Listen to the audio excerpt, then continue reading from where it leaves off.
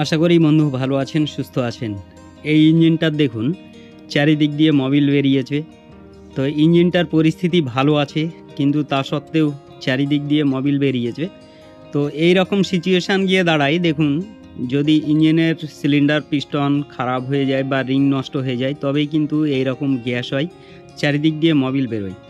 তা এই মোবিল বেরোনোর দুটো কারণ আছে। একটা হচ্ছে সিলিন্ডার পিস্টন নষ্ট হয়ে গেলে পারে, তবেই এইখান দিয়ে মোবিল বেরোয়। আর একটা কারণ আছে, যে কারণটা আপনার সামনে এখনই আমি কাজটা করব। দেখুন অনেক ইঞ্জিন আছে যে ইঞ্জিনগুলো কাজ করার পরেও চারিদিক দিয়ে মোবিল বাইরে বেরিয়ে আসে। তখন কিন্তু আপনার পরিষ্কারভাবে বুঝতে হবে যে এই জায়গায় কোনো সমস্যা। তা চলুন এই কাজটা পরিষ্কার তুলে ধরবো এই ভিডিওটার মধ্যে। একদম স্কিপ করবেন না, পুরো ভিডিওটা দেখতে থাকবেন। তো আশা করি আপনার এই ভিডিও থেকে দারুণ একটা উপকার হবে, আপনার একটা দারুণ অভিজ্ঞতা আসবে। তা চলুন শুরু করি। তো বিষয়টা হচ্ছে, দেখুন এই ইঞ্জিনের কম্প্রেসার হয় দুটো, একটা হয় সিলিন্ডারের ভিতরে আর একটা হয় বডির ভিতরে। তা কী কারণে এই চারিদিক দিয়ে মোবিল বাইরে বেরিয়ে আসে সেইটা একটু আমরা আলোচনা করি। দেখুন এটা হচ্ছে ব্যাক সাইডের এটা কভার। তো এই কভারেরও একটা কাজ আছে। এই যে এখানে দেখুন গ্যাস ব্রেদার ভ্যালভ, এটা গ্যাস ব্রেদার ভ্যালভ। তাই এর মধ্যেই যে কাজটা আমরা করব সেটা এখনই আপনি দেখতে পারবেন। তো বিষয়টা হচ্ছে, এখান দিয়ে ইঞ্জিনের বডির ভিতরে যে গরম বাতাসটা থাকে সেই বাতাসটা এখান দিয়ে বেরিয়ে আসে। তা দেখুন একটা ডিজেল ইঞ্জিন, সে 1 সিলিন্ডার হোক, 2 সিলিন্ডার হোক আর 4 সিলিন্ডার হোক, তো সব ইঞ্জিনেরই এই গ্যাস ব্রেদার ভ্যালভ থাকে।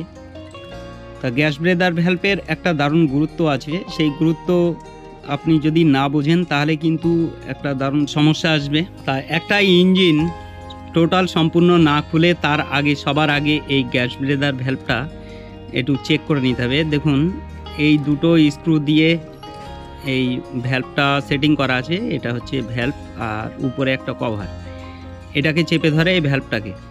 তো এখান দিয়ে হাওয়াটা ভিতর থেকে বাইরে বেরিয়ে আসে, বাইরে বেরিয়ে কভারের ভিতর দিয়ে যে পাইপটা আছে ওই পাইপ দিয়ে বাইরে বেরিয়ে চলে আসে। তা বিষয়টা হচ্ছে, দেখুন একটা ডিজেল ইঞ্জিনে দুটো কম্প্রেশন থাকে, একটা সিলিন্ডারের ভিতরে আর একটা বডির ভিতরে। তো বডির ভিতর থেকে বাতাসটা বাইরের দিকে বের করার কাজ করে এই গ্যাস ব্রেদার ভ্যালভ। তো ইনকেস দেখা যাচ্ছে এই ভ্যালভটা, এই মুখটা উঁচু হয়ে থাকে, এই ছিদ্র দিয়ে হাওয়াটা আসবে, ভিতর থেকে আসবে আর একটা উঁচু করে বাইরের দিকে বের করবে এইভাবে বেঁকিয়ে।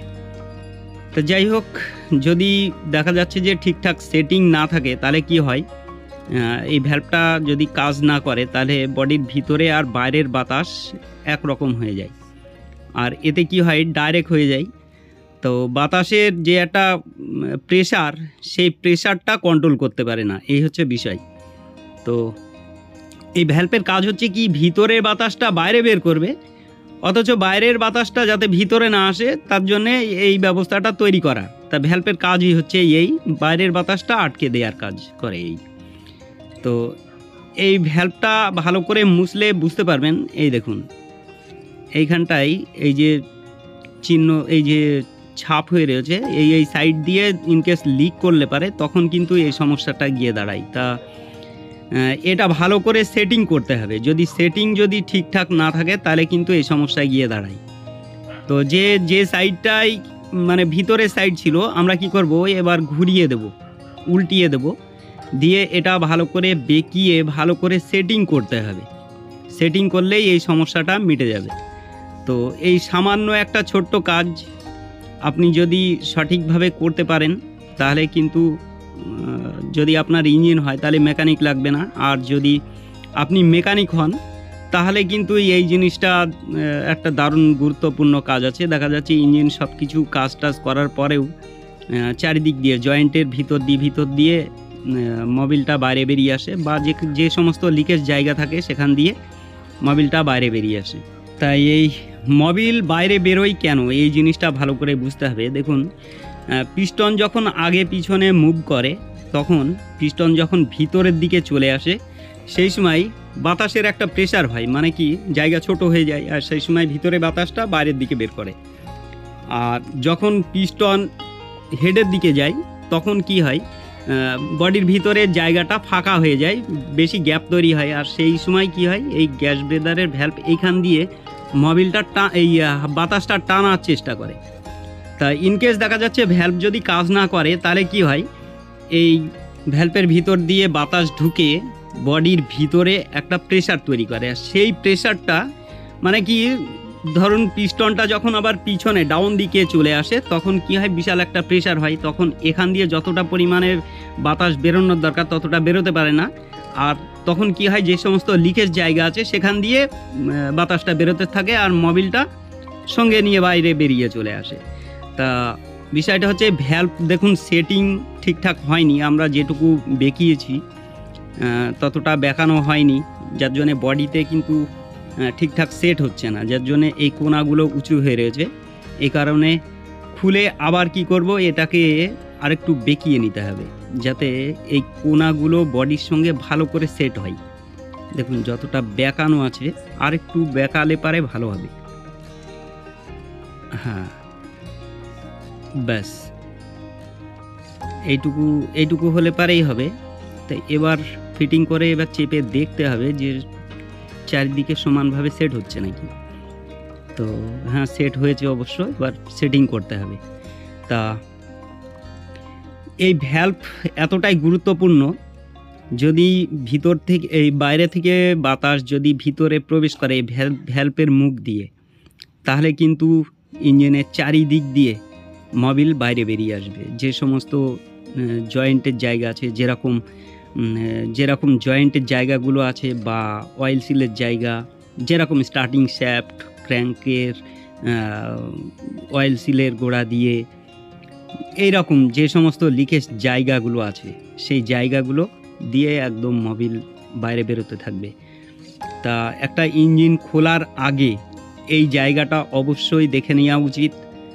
তা দেখা যাচ্ছে যে অল্পেতেই কাজটা হয়ে যায়। এবার দেখুন কত সুন্দর সেট হয়ে গেছে, আর কিন্তু উঁচু নিচু হচ্ছে না, খুব সুন্দর হয়েছে। তা চলুন এই কভারটা এবার ফিটিং করে দিই। তা আর একটা জিনিস দেখুন, এই যে ছিদ্রটা দেখা যাচ্ছে, এই ছিদ্রটা দিয়ে ইনকেস দেখা যাচ্ছে মোবিলটা যদি ভিতরে আসে এই কভারের মধ্যে, তাহলে এই ছিদ্র দিয়ে আবার বডির ভিতরে চলে যাবে, এই জন্যে ছিদ্রটা ওখানে তৈরি করা। তা বিষয়টা হচ্ছে, এই গ্যাস ব্রেদার ভ্যালভ নিয়ে আমার এয়ার কুলার ইঞ্জিনেরও একটা ভিডিও দেওয়া আছে, আপনি যদি না দেখে থাকেন তাহলে অবশ্যই দেখে নেবেন। ভিডিওটা খুবই গুরুত্বপূর্ণ। সামান্য একটুখানি কাজ, যে কাজটা আপনি করলে সহজেই অনেকগুলো টাকা আপনি সেভ করতে পারবেন। আর যদি আপনি মেকানিক হন তাহলে এই একটা দারুণ একটা অভিজ্ঞতা। এটা যদি আপনি কাজটা করেন তাহলে কিন্তু দারুণভাবে উপকৃত পাবেন। চারিদিক দিয়ে মোবিল বেরোনো অন্তত বন্ধ করে দেবেন। দেখুন এবার সেটিংটা খুব সুন্দর হয়ে গেছে। এবার মোটামুটি এইখান দিয়ে পরিষ্কারভাবে বাতাসটা বাইরে বেরিয়ে আসবে, মানে বাইরের বাতাসটা ভিতরে আর ঢুকবে না, এই হচ্ছে বিষয়। তা এতক্ষণ সময় দেওয়ার জন্য অসংখ্য ধন্যবাদ। ভালো থাকবেন, সুস্থ থাকবেন, আর ভিডিওটা ভালো লাগলে একটা লাইক করবেন।